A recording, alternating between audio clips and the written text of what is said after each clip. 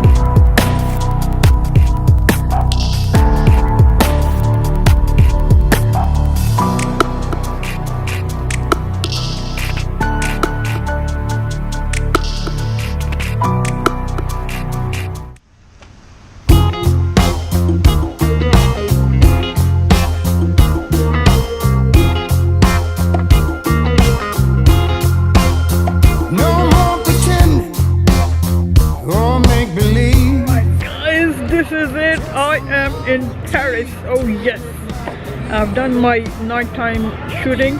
I've taken some pictures. A beautiful place. Don't want to go back to my room, but it is getting too late. So the plan is to come back in daylight and have some more pictures.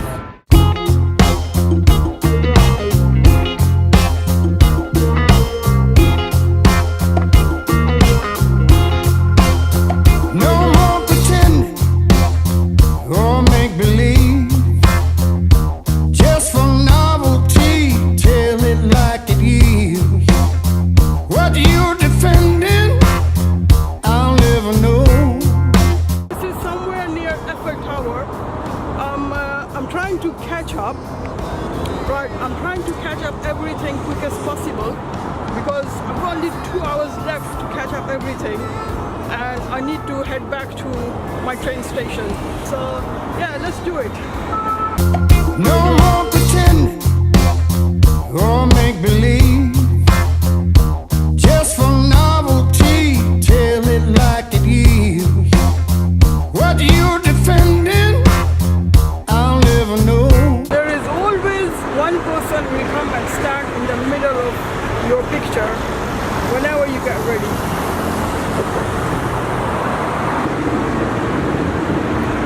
I've seen something on this statue. Let me just show you from close up.